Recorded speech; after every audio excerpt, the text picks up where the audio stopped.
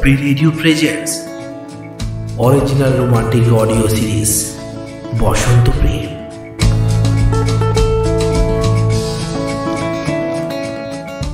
ফেব্রুয়ারি মাস মানেই প্রেমের মাস, তাই গপ্পে রেডিও নিয়ে এলো এক ঝুড়ি বসন্তের গল্প। শুরু হচ্ছে তুমি আমার।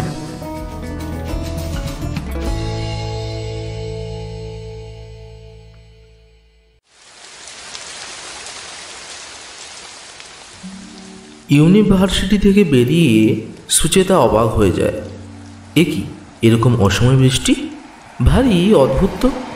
একে উত্তরাখণ্ডের ঠান্ডা, তারপর বৃষ্টি, এরকম সৃষ্টি ছাড়া পরিবেশ সুচেতা বেশ উপভোগ করে। বেশিরভাগ সহকর্মীরা চলে গেছে। আজ রিসার্চ পেপার নিয়ে কিছু কাজ ছিল, আগামী মাসে সাবমিট করতে হবে। উত্তরাখণ্ড ওপেন ইউনিভার্সিটির ভূগোল বিভাগের অধ্যাপিকা সুচেতা পড়াশোনায় অত্যন্ত মেধাবী হওয়ায় খুব সহজেই নেট পরীক্ষায় উত্তীর্ণ হয়ে বেশ অনেকগুলো জায়গায় ইন্টারভিউ দিয়েছিল। বাড়ির কাছে ইউনিভার্সিটিতে যোগ না দিয়ে এখানে আসার একমাত্র উদ্দেশ্য ছিল ছোটবেলাকে ফিরে দেখা। চারিদিক সুদীর্ঘ পাহাড় ও সবুজ গাছগাছালিতে ভরা এই দেবভূমি উত্তরাখণ্ড।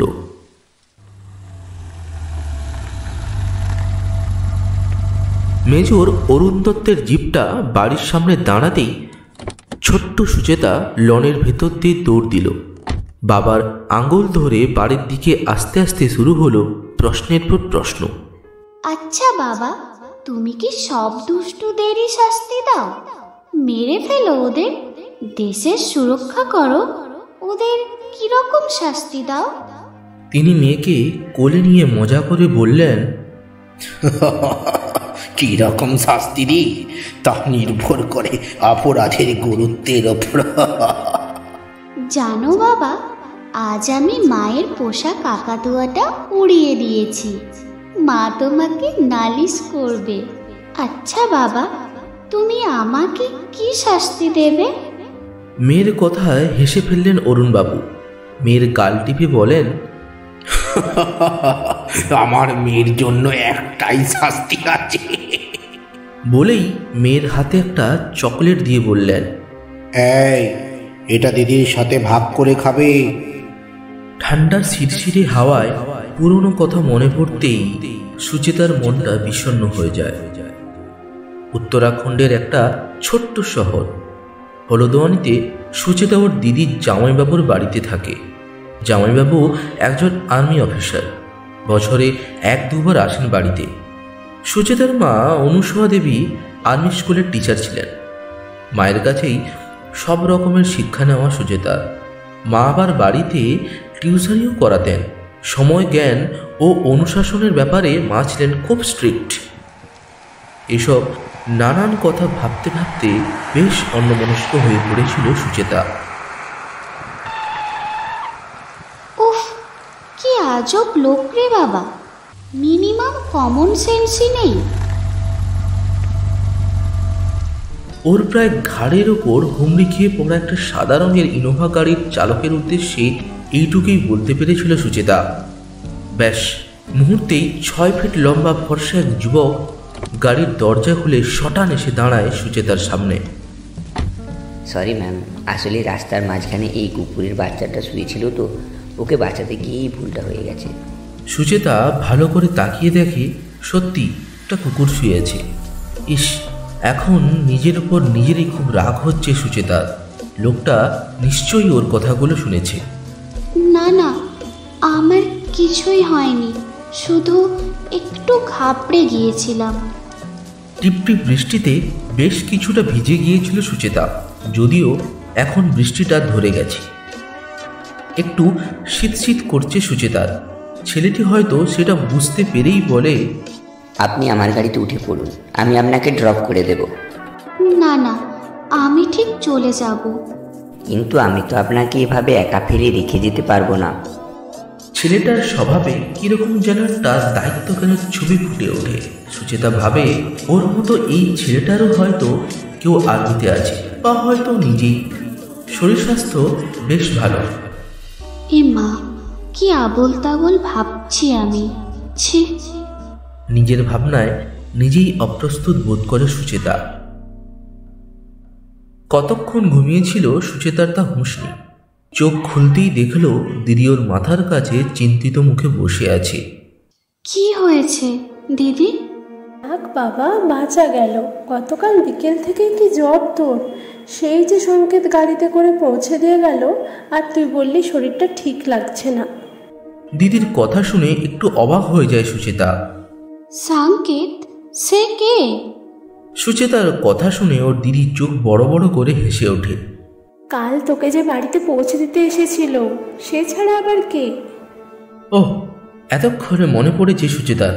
ওকে দিদির ল্যান্ড নম্বরটা দিয়েছিল ছেলেটা জোরাজুরি করাতে। ওর নাম তো আমি নিজেও জানি না, তুই কি করে জানলি? তাছাড়া ও তো আমার বন্ধু। পুরোটার বলা হলো না, তার আগেই ওর দিদি বলতে শুরু করলো। এ সুচি, ও তো কখন থেকে ফোন করে যাচ্ছে। যখনই শুনেছে তোর জ্বর, এখানে এসে বসে আছে, তাই নামটাও জানা হয়ে গেছে। সে কি? আস্তে আস্তে বিছানা থেকে উঠতে উঠতে সুচেতা বলে ওঠে, শরীরটা খুব দুর্বল লাগছে। তুই ফ্রেশ হয়ে ড্রয়িং রুমে চলে আয়, ও তোর জন্য অনেকক্ষণ ধরে অপেক্ষা করছে। সুচেতার উজ্জ্বল বড় বড় চোখ দুটো আজ বেশ নিষ্প্রভ। ঘন অরণ্যের মতো দীর্ঘ কোকড়ানো চুল খোঁপা করে বাঁধা, সাদা সালোয়ার কামিজে ওকে বেশ সুন্দর লাগছে। ওকে দেখেই সংকেত উঠে দাঁড়ালো। কোনো এক অজানা ভালো লাগায় ভরে উঠল সুচেতার মন। কেন জানে না, সুচেতা ওর মনে কিছু একটা খুঁজে পাওয়ার চেষ্টা করছিল। সুচেতার দিদি এসে ওদের দুজনের জন্য কফি রেখে গেল। ঘন্টা দুই কিভাবে যে পেরিয়ে গেল সংকেতের সাথে কথা বলতে বলতে বুঝতেই পারে না সুচেতা। এই সময়টা ইউনিভার্সিটিতে কাজের বেশ চাপ।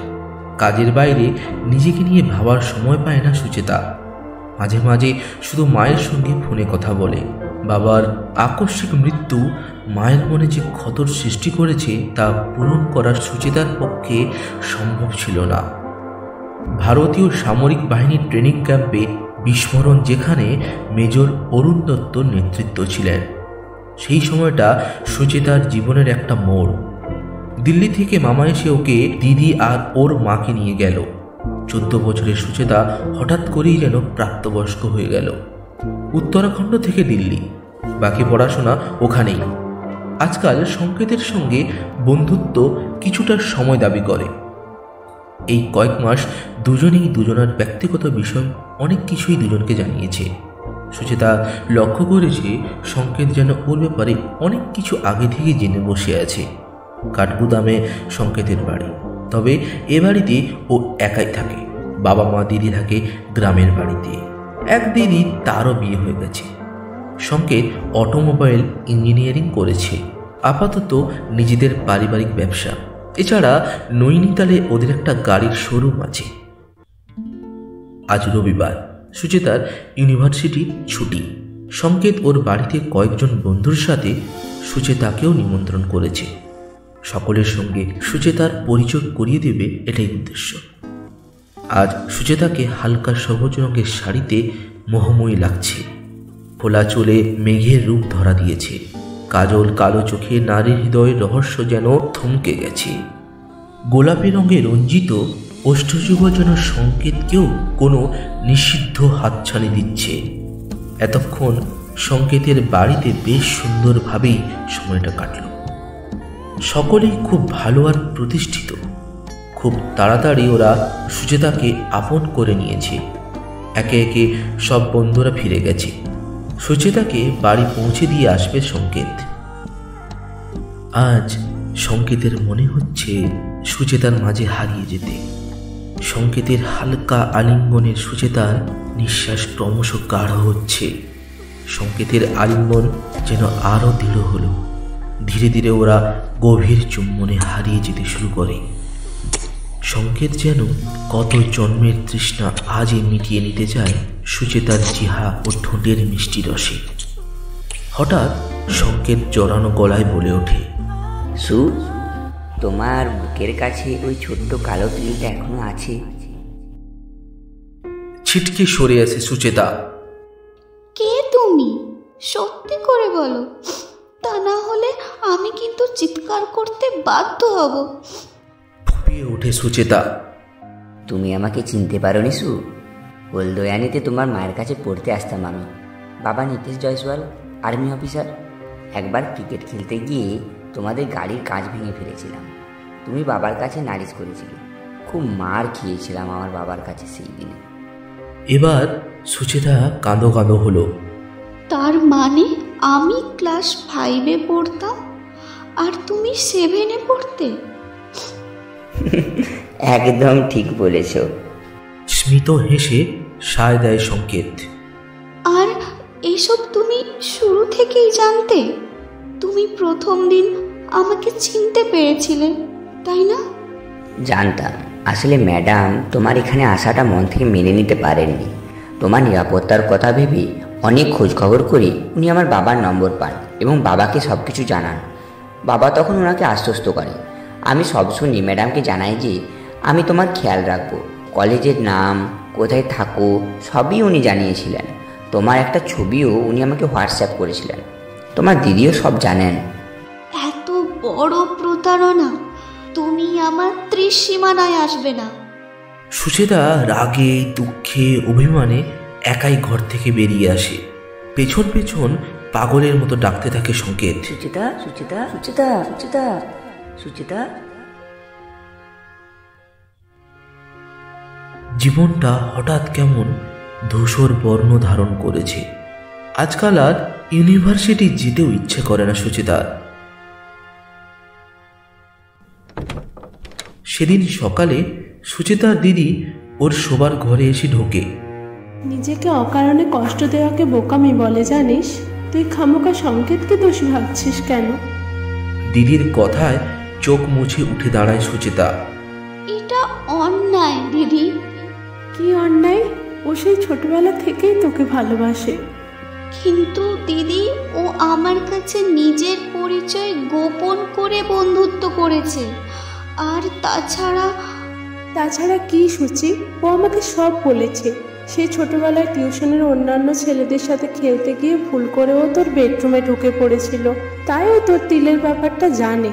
শিশু মনে কোনো পাপ ছিল না রে সুচি। আর তাছাড়া মা বারণ করেছিল ওকে নিজের পরিচয় তোকে দিতে, কারণ মা এটা চায়নি যে তুই এটা ভাবিস যে মা তোর ওপর নজর রাখতে এরকম করেছে। তুই আর ছেলেটাকে কষ্ট দিস না সুচি, ওকে কাছে টেনে নে। আজ অন্তত 10 বার মোবাইলটা হাতে নিচ্ছে আর রাখছে সুচেতা। মনের মধ্যে হালকা পাপবোধ কাজ করছে ওর। গোলাপি রঙের একটা ওয়ান পিসে ভীষণ সুন্দর লাগছে ওকে। হঠাৎ দরজায় আওয়াজ হয়। এক পুরুষালী গলা বলে ওঠে, আসতে পারি? এক বিরাট টেডি আর চকলেট সুচেতার মুখের সামনে ধরে সংকেত মাথা নিচু করে বলে, সরি সুচেতা, আসলে আমি ম্যাডামের কথা রাখতে গিয়ে সেদিন সত্যি কথাটা বলতে পারিনি। আমি সেই ছোটবেলা থেকেই তোমায় ভালোবাসি। কখনো ভাবিনি আবার ফিরে পাবো তোমাকে। আমায় বিয়ে করবে সু?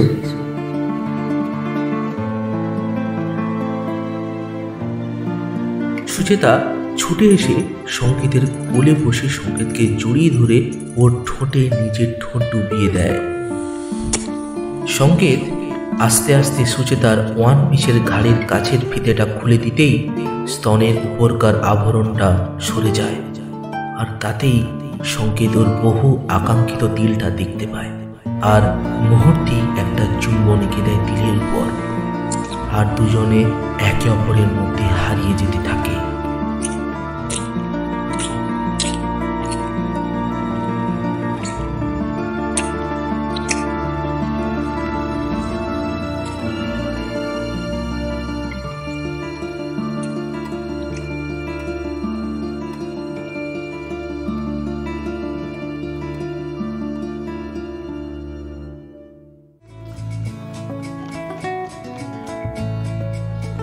শুনছিলেন তুমি আমার। আজকের গল্পে সংকেতের ভূমিকায় কৃষ্ণ, সুচেতার ভূমিকায় মৌবনী, দিদির ভূমিকায় পায়েল ও সৌরভী, পর্ব পরিচালনায় টিম গপ্পের রেডিও। এবার টিম গপ্পের রেডিওতে আপনারাও পাঠাতে পারেন আপনাদের নিজেদের গল্প। নাম ঠিকানা সহ গল্প পাঠান আমাদের মেল আইডিতে। মেল আইডি হলো gopperedio202@gmail.com।